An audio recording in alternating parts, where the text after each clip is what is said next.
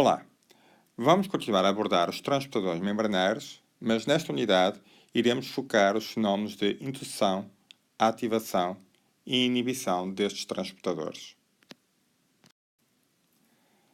Assim, no final desta unidade, pretendemos que consigam descrever os fenómenos de indução, ativação e inibição dos transportadores membranários e também identificar as implicações destes fenómenos ao nível do ADME dos xenobióticos. Iremos começar pela indução. A indução corresponde ao aumento da proteína. Se focarmos na glicoproteína P, corresponderá ao aumento da quantidade de proteína da glicoproteína P ao nível das membranas, o que levará a um aumento da sua atividade de efluxo dos xenobióticos. O processo de indução ocorre sempre um aumento da transcrição, ou seja, há um aumento da síntese do RNA mensageiro, que levará ao aumento da proteína e também da colocação da proteína ao nível da membrana. Assim, ao termos mais proteína ao nível da membrana, teremos maior atividade de efluxo da mesma e, com isso, uma redução dos níveis de xenobióticos no interior das células. Há vários compostos descritos com capacidade de induzir a glicoproteína P. Alguns deles estão aqui referidos como a miodarona ou a beta-metasona. E também há alguns xenobióticos que são descritos com essa capacidade, para além destes fármacos. Temos a aflatoxina B1, o benzoapireno ou mesmo a cafeína. Em termos terapêuticos, a indução da glicoproteína P ao nível da barreira hematoencefálica tem sido descrita como uma possível abordagem terapêutica para o tratamento da doença de Alzheimer. Na realidade, a glicoproteína P pode ter um papel fundamental ao fazer o efluxo da proteína beta-amiloide e, com isso, reduzir a progressão da doença de Alzheimer.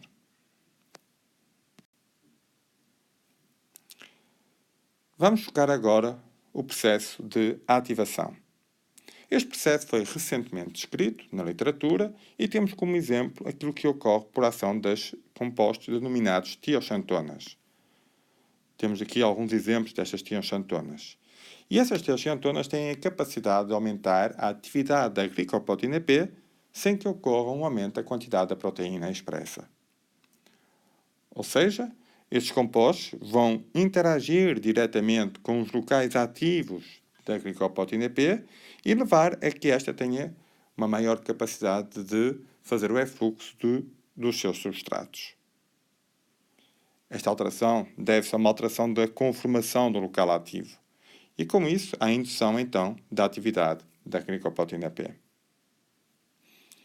Este aumento da atividade pode ser bastante importante no tratamento de intoxicações, pois a administração de um ativador da glicoproteína P levará a uma rápida ação da mesma, com diminuição dos níveis do xenobiótico tóxico dentro das células e mesmo do organismo. Por último, iremos referir o fenómeno de inibição.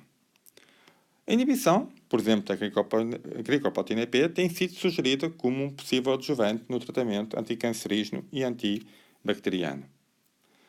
Na realidade, ao inibirmos a glicoproteína P, reduzimos a sua capacidade de efluxo e, com isso, há um aumento dos xenobióticos terapêuticos dentro das células e da sua atividade farmacológica.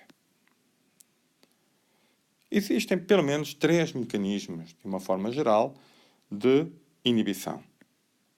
Um deles é por ação competitiva, ou seja, termos 2 substratos a competir para a glicoproteína P, sendo que um tem mais afinidade, levando ao bloqueio da ação de efluxo do outro. Um outro mecanismo de inibição ocorre por inibição da hidrólise do ATP. A glicoproteína P funciona por transporte ativo, ou seja, com consumo de ATP. Ao inibirmos a hidrólise do ATP, inibimos a sua atividade. Por último, um mecanismo mais recente decorre de uma alteração da integridade da membrana fosfolipídica. Essa alteração da integridade parece reduzir a capacidade de efluxo da glicoproteína P, procedendo assim a uma inibição desta proteína. Em termos de inibidores, podemos dizer que temos 4 gerações de inibidores da glicoproteína P. A primeira geração corresponde a fármacos já existentes no mercado e que têm também a capacidade de inibir esta proteína. Alguns exemplos são como o verapamil ou a ciclosporina A.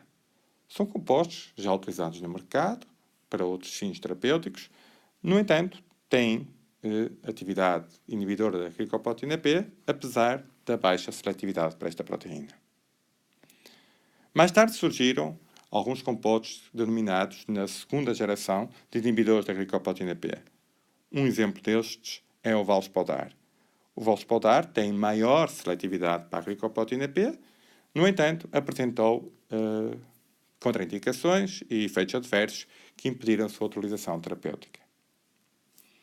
A terceira geração de inibidores da glicoproteína B tentou ser ainda mais seletiva e mais potente para a inibição desta proteína e, ao mesmo tempo, não ter atividade inibidora da citocromo P450, nomeadamente da CYP3A4.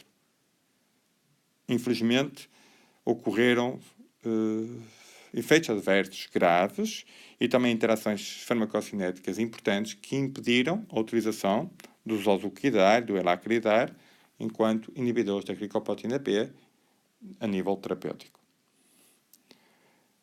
Hoje em dia estamos a trabalhar com a quarta geração de inibidores da glicoproteína B, que pode conter detergentes como o Twin e o Span, ou então compostos como aminotioxantonas, que recentemente sintetizados e descritos para esse efeito.